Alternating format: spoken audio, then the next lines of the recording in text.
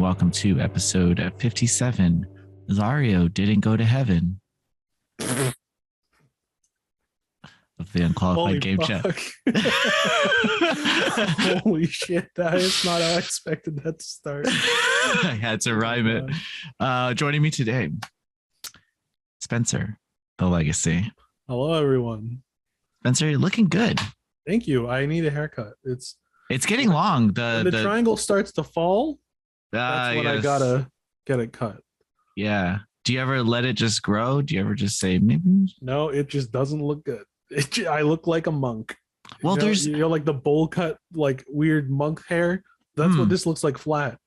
There's a time in everyone's like hair growth where it's not long enough to do what you want to do, and it's not short enough to look the way you want. But if you pass that point, some good things may come. That's the handy thing is I've had this hairstyle since I was like 12. I've trained it. It just does. There's nothing in there. It does it on its own. It might do this till I die. I don't know. I have not had this haircut since I was 12 years old. Yeah, I bet Emo Azario had the mid 2000s side. Oh yeah, I had the hair. I used to dye my hair black. I knew it. I knew it. I can see that. Cut my wrist and black my eyes. Oh my god, I can picture. Oh, I wish I saw a picture of that because I can vividly see that. Someone screenshot right now in Photoshop Azario to. I'll just post a picture. I have here. I actually have a picture of recently.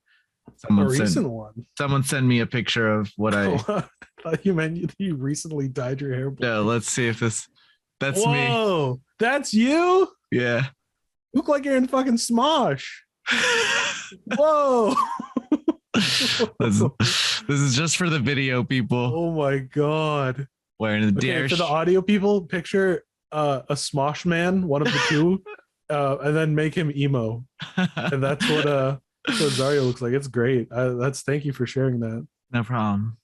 That's a little. I usually drip Azario lore bits in the Noisy Pixel chat, but I'll share it with the the Noisy Pixel chat is like playing Dark Souls. Like the item descriptions give you little tidbits about the story. Occasionally he'll be like, "Hey, this is up for review. I remember playing this back when and you're like, "Oh, new Azario lore dropped, babe." Call your girlfriend. Yeah. Oh my god. Azario played this game when he was 14, dude. He lived here at that time. Whoa. I guess I should address some. I posted to Twitter, so if anyone follows me on Twitter, you would know this, or if you follow me on Instagram, you would know this. What was it? About last weekend, I was driving, and his car was at a stoplight, and I was pulling up behind the car, and somebody in the back seat behind the driver's seat, whatever, leaned out the window. And this is a true story. This is real. Pointed a gun at me. Yeah. And shot me. Kill shots. Twice. Shot at me twice. And they're both on the driver's side. I ducked pretty fast. Go to his Twitter. There's pictures of There's pictures. Yeah. So like it just. That's why it's so intense that he said Azario didn't go to heaven. I wouldn't have if I got shot either. Trust me. But it was pretty intense. It was fucking scary. I'm probably decompartmentalizing like a lot of it right now. You know, like because that's just I'll go to therapy some point. I was like, how do I like? I saw that. And I saw it on your Instagram story first, and I was like, dude, did you get shot at? And you didn't respond. And I was like, oh shit, he got fucking shot at, dude. Yeah. And I was like, oh my god, like, how do you? I was just like, hey, reach out if you need anything, because that's fucked up. I don't know what to do from all the way over here. That first couple of days, everyone messaging me. I appreciate anyone who took the time to like even say anything, ask me what happened and stuff. But it was tough to like grasp. Oh, yeah. You can't just focus on responding to people. Yeah, and I tried to do everybody, tried to address everyone's like questions, concerns. It was crazy. It's crazy. Just random event. I'm not a big troublemaker. But Not a big one. Not in the real world. Not in the real world. In the virtual world, yeah, he's a little stinker. Mm-hmm. But in the real world, he doesn't start shit. Mm-hmm. I usually don't even leave my house for the most part. Probably I can see why now. Homebody. I don't live in like a bad city or anything. But I'm alive. That would have been a shitty way to end the podcast. just hey guys, Azario died. Somebody horrible. Somebody shot him and he's dead. Holy moly!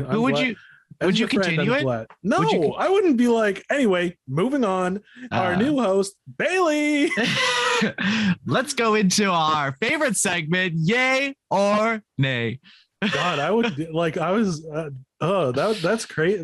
First of all, my mom said she's glad you're okay because I said I think Azario got shot at. She said what? And I explained it. And she said, "Oh my God, I hope he's okay. Tell him that." So is she gonna make me a nice cake?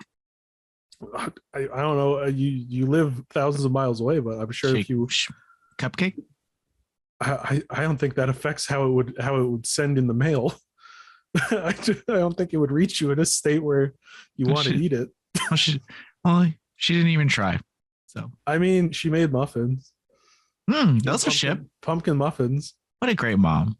She is. She's a great one.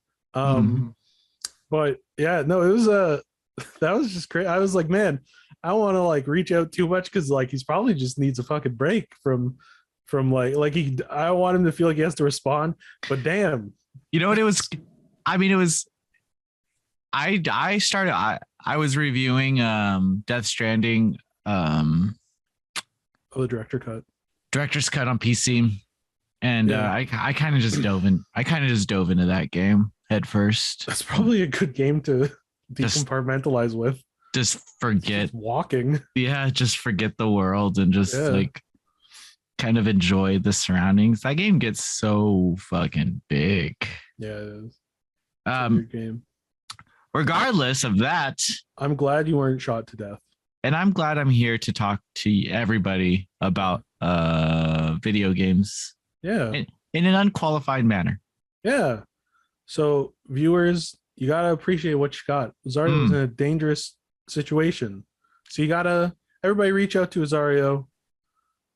Tell him it's like it's a wonderful life. You gotta be like, Azario, since you're in my life, I get to hear about Hyperdimension Neptunia. Thank you. Everybody reach out and tell them why you're happy. There were a few jokes that came from me getting shot was that people were really mad, that people like someone asked, were people that mad that you gave Battlefield 2042 a 9 out of 10? Like, yeah, you were on poorly aged things on Twitter. Probably. They posted the Steam trailer and their review scores for poorly aged things, and it was I was like, hey, I worked there.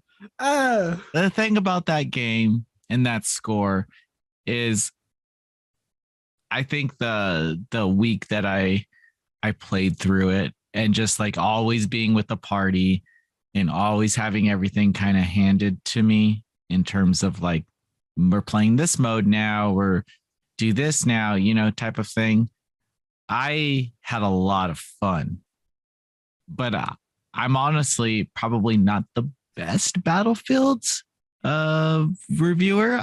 The last game I played was like Bad Company 2. So it's always interesting reviewing a game that you don't have a lot of experience with, because you're like, this is going to be a totally different review. Yeah, there's so many nuances too to like the Battlefield thing, like even like managing your weapon loadout, like customization and stuff. And I'm just like, this is cool. I guess when you get down to the systems of it, the fans, they want more, right? Yeah. Either it's too much of the same or not enough is changed. I experienced that a lot when I did Pokemon Sword, because I've played every Pokemon game. So I was like, there's like nothing here. Like there's barely any stuff. But people who they were like, oh, it's my first Pokemon, or oh, I've only played a couple. They were more like, oh, this is a cool Pokemon game. So it really, the entire, like, that's why I always divulge in like the first paragraph, like, I don't know anything about this franchise, or I've played Dragon Quest since I was 8. Like, so that people can be like, okay, view it from that lens, because my review of a Dragon Quest game is going to be way different than someone who has never played. Like, that's just how you got to keep that in mind. You made a good comment on YouTube recently. That, not to say that all your comments aren't good, you're snarky little, some of them are nicer than a little banter. But you made a good one where you were like, you should pick one reviewer or a couple that your tastes align with, and like follow them to see what they think about games you like. And I think that's a really good idea too. Yeah, because that's what it comes down to. You can people like to put the umbrella over like the bigger companies, like an IGN review is an IGN review, but not technically. Yeah, it's always like okay, I get that Imagine Babies having a higher score than God Hand is really weird, but you got to remember, I'm pretty sure the same person didn't review Imagine Babies that reviewed God Hand. So like, you got, like, people always be like, IGN gave this, but this, but there's so many editors at IGN that, and you're not going to have matching tastes for like one objective outlet. And I think recently they've been freelancing a lot of reviews where they keep their in-house talent as hosts and as like editors and news goers. But in terms of reviews, I think they freelance a lot of their stuff out. Hey, IGN, I'm down to freelance for you. Reach out. I know you guys love Unqualified Game Chat. Yeah, they're all listening. They're all clamoring to listen. They're all clamoring. I love how you said that. You said that so void of enthusiasm. Yeah, they're clamoring to listen. With that said, we have this show's recorded every week, posted to podcast services on Thursday, and you can find it on YouTube, iTunes, Apple, Spotify, iHeartRadio. Today's a special day. It's the one they all wait for. It's the day of the month that we kind of just yearn and beg for, because one, it relieves Spencer and I of handling anything about topics. No topic. Hate topics. No, and two, it's fun as fuck. It is fun as fuck. So this is yay or nay. Oh, the yay or nay fanfare. Yay or nay. Yay or nay. Let's just jump in. April 5th. We're starting out early this month. Yeah. We have MLB The Show 2022. Spoilers. Everybody's a winner this time because it's an invisible ball, because it's millennial MLB 22. What does that even mean? Where everybody gets a trophy, and you were a kid who got participation trophies. You're pulling out these Clint Eastwood Facebook memes when you were probably given them. It's an invisible ball, and every hit is a home run. So everyone goes home a winner. I mean, I think the most fun part of sports games is breaking them. So that's not my experience. Listen, throwing the ball as hard as you can at people's heads is the funniest part of a baseball game. That's all I used to do. I used to do. I had friends who like sports. They'd be like, let's play a soccer game. I'd be like, oh, fuck. And I would just spend my whole time trying to injure their players. Yeah, get the red cards. Yeah. Who can get the most red cards? That's not how you play. That's how I play. How are you going to tell me how to play a game? You don't want to play Smash Brothers? Then I'm going to make this Smash Brothers. You're a little jerk, man. No, listen, you play fucking FIFA 06 every day for a week. You act like an only child, man. Which is false. Like, I'm the young. No, you know what? I definitely act like the youngest because I am the youngest. I have big inferiority energy. Yes. So that's why. I'm going to say nay. And mostly because that same day, the best game ever made comes out.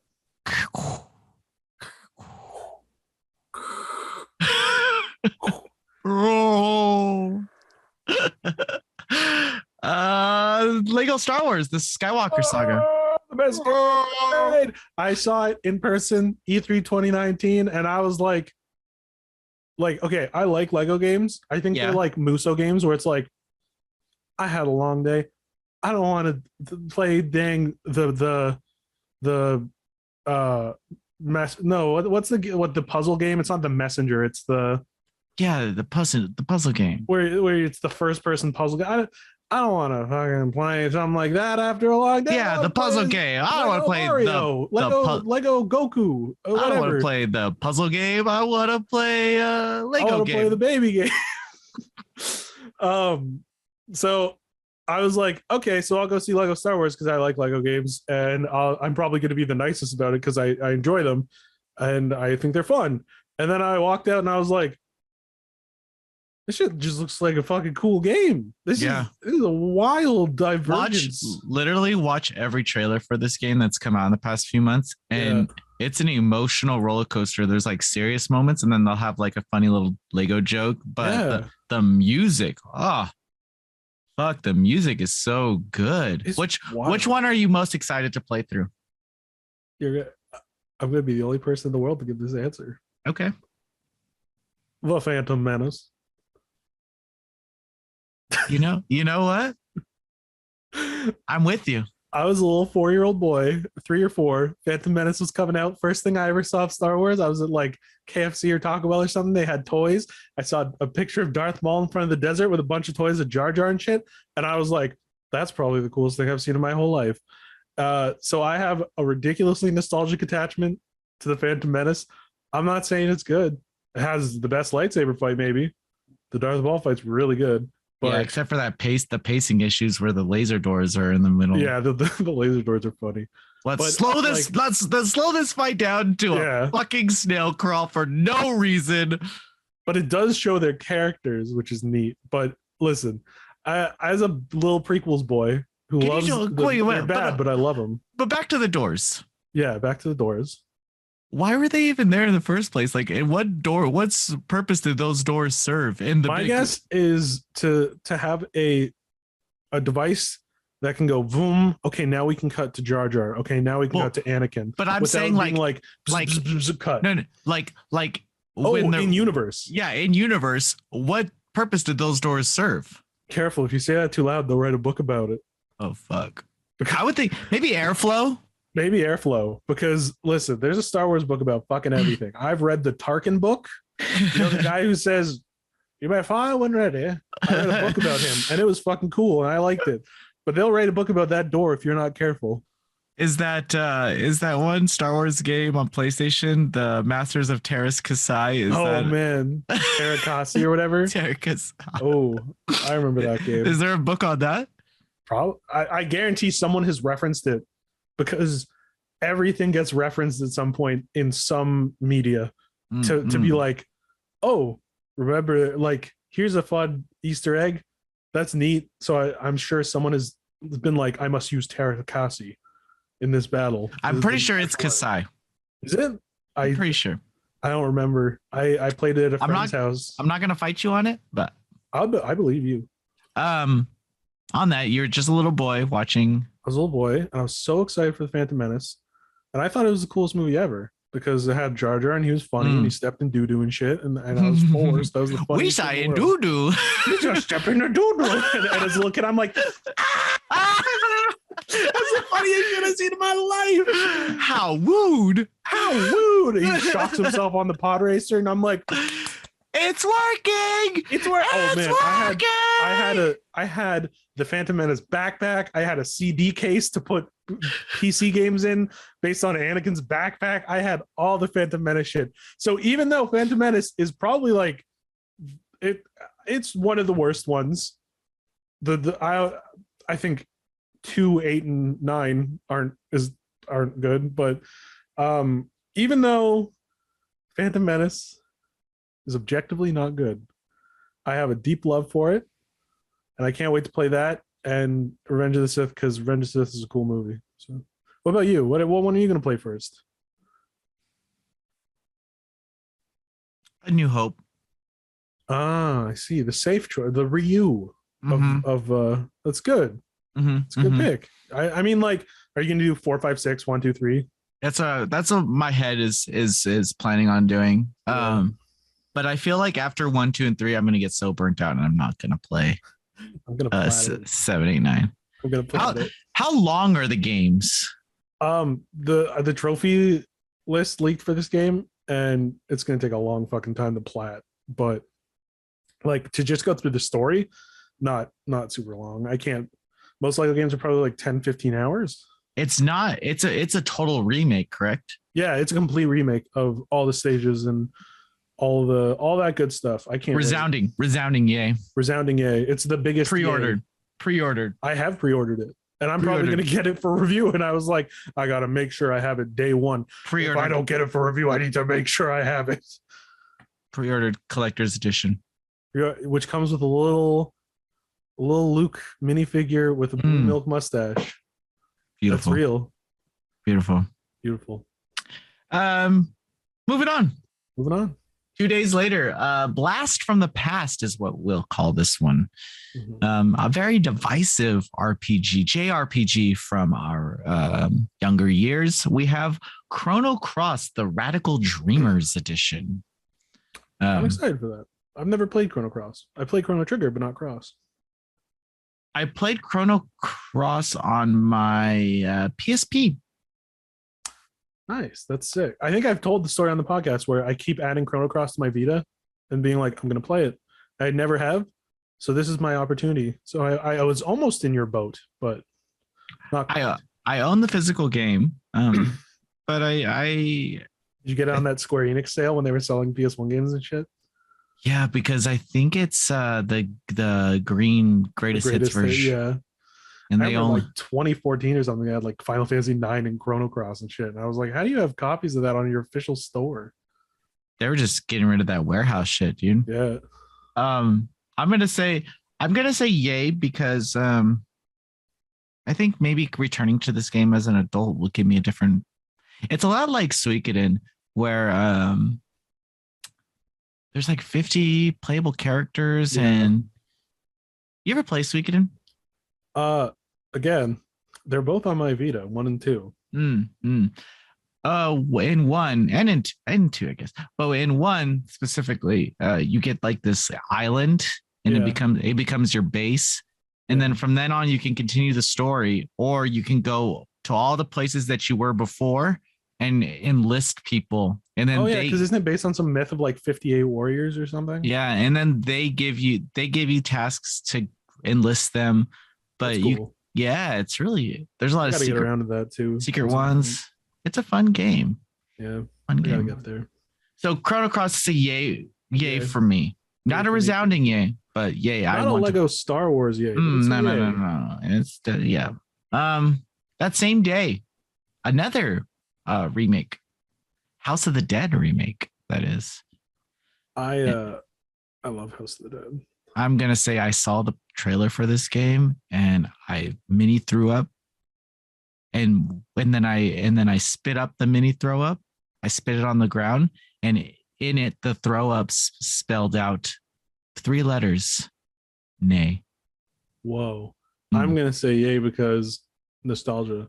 I played House of the Dead 1 at the theater all the time when I was a kid. I wasn't supposed to because it was a scary game, but I would. And I thought it was like the most fun thing ever. My brother and I got the 2 and 3 collection on Wii, and we just played them over and over. So I can't listen. I hope did they announce, are they changing any of the voice acting? I hope not. Because it's I think it's so good. It says remake. Yeah. It's not a remaster. Okay. So I doubt they have the same voice. You can have the girl at the beginning going, "No, don't come." No. And then the little goblin character. Yeah, I hope they don't change that. Because I have a lot of nostalgia for that game, but I can see why it wouldn't appeal to people in 2022. But I think it's one of Sega's weird fun things. Yeah, but this version, I don't really think is the version that we're thinking it is. That's the problem. I'm not expecting like high quality. Like I don't think House of the Dead would work in high quality. I'm not. I guess you know what? I'm not gonna convince you either way. I'm gonna say nay. You're gonna say yay. I'll say yay, but again, it's not like a Star Wars yay. No. That same day, April 7th, very popular day. We have a point and click adventure that takes the adventure in the real world, and you kind of have to do some Carmen Sandiego bullshit to figure stuff out. It's called the Chinatown Detective Agency. Yeah. I'm gonna say nay. I'm gonna say meh. What I saw of it looked neat, but I don't have the time or energy to do real world stuff, man. The Witness. That's the game you're thinking of. The Witness. You got it. Yeah, I don't have the time or energy to play The Witness after a long. Fuck that. Similarly, after a long day, I'm not like, it's a cool idea. Like, oh, I have to write stuff down. That's cool, but I'm just too tired. I just can't. You're a sleepy boy. Sleepy fucking boy. I sleep for like 7 hours a night on a good day. Yeah. I can't. No, I can't. Not now. Looks cool though. 5 days later, we have a Switch port for a adventure strategy game called 13 Sentinels Aegis Rim. Have you played this game? I have it on my PS4. I started it. Review game, as always, came up. Never got back around to it, but people love this game. Yes, it's a great game. I need to get it back to it. I cried. I laughed. Wow. I only got to the point where she's like, I found a little alien robot named BJ. So I didn't get very far at all. Yes. Very cute characters. Yeah. I want to watch what I say because they're still in high school. But that is a good reason to be careful. Yeah. But they do show them in some risque positions. Oh my. Oh yeah, when they're in their mechs, aren't they like not wearing clothing? Yeah. That's weird. Yes, it's got. Yeah, why not wear plug suits like Evangelion, where it's basically your skin tight, but they're like purple and shit. So our Gantz, I think Gantz has the sexiest like exosuits. I still have to partake in Gantz. Read the manga, don't watch the anime. Okay, yeah, I get that's fair. I'm gonna say yay. I played it. I haven't played enough of it, but I know that people love it, and it looks like my cup of tea. This is a pretty sparse month. Yeah, I'm looking at it. There's not really much in the middle. There's some ports to different consoles. You know, when it all comes down to it, April is just like any other month. A big ass letdown. Except for the 5th.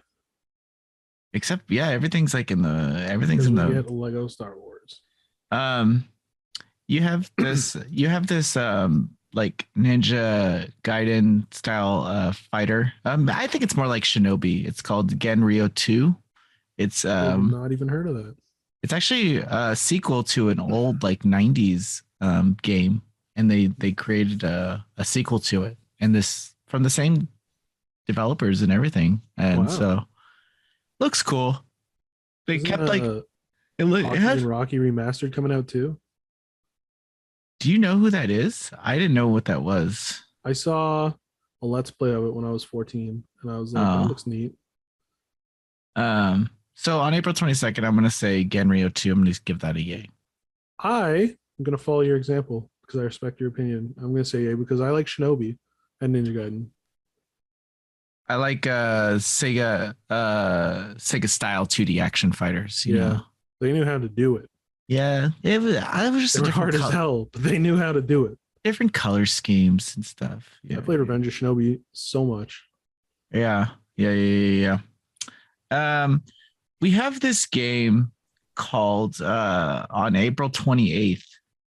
It's called Transarubi. It's another like 2D action game, but it looks rad. It looks like really cool, and it's coming to Switch. I believe that it's already on Steam though. Yeah. Let me check that out. What's it called? It will get Ruby. It's kind of like Cave Story. If you've ever played Cave Story before, I'm sure everyone has. But it really You don't like it? No, I typed in Getsarubi. Oh, it's Transarubi. That would explain why the first result is Bang Bros. Nope. You gotta what I clear, was looking for. you gotta clear your history before Mama Legacy gets on that computer. I don't know what this is. I just looked up Getsarubi. What's it called? Transaruby. Transaruby. See, Trans I Ruby. Transaruby. Oh yeah. Oh yeah. Okay. Yeah, that one looks neat. That's much better than what I saw. It's way better. That does look very Cave Story-esque. Yeah. And then that same day we have Kaiju Wars coming to PC. Oh, yeah. And that's like looks like one of the old like Godzilla games on Nintendo where you kind of position your stuff in like a isometric style design. It looks cool though. Very cool. Yeah, those are both yays. Both yays. This has been a big yay month. It's not a big month. Yeah, there's nothing going on. But so many games have come out already this year that it's nice to have like a month of a cleansing month. Catch your breath month. And especially in April, we're launching our Discord channel and maybe something else. So I'm glad to have this month to Azario's catch up. OnlyFans is finally coming. Decided when I kiss death on the mouth, I should just go all in now. Just go all in on feet pics from Azario. Fuck it. Doing it live. We're doing it live. Azario rips off his jacket. But yeah, it's an okay month. Yeah, it's all right. I'll be playing Star Wars. That's all it needs. Yeah, I'll be playing Lego Star Wars all month long. The game has apparently 1,000 Kyber crystals to collect, and I think those are just gold bricks. And most of the Lego games have like not that many gold bricks, so this is going to be a lot of stuff to do in that game. Yes. I'm going to do it all. And that's our show. That's our show. Wow, we're at the end already. What? Huh? This just There's in. No more. This just in. We're at the end. There's no more, Mr. Producer. What? That can't be. Thank you so much for watching and listening. And love you, lads and lasses. 99% of you are lads, though, as our statistically, as our statistics tell us. But you know what? That 1%, you're just as important to us as the 99%. You know what? If anything, you're more important. We cater to the 1% here. Yeah. We know where our bread is buttered. Thank you so much for hanging out. Everyone. Means everything. Bye.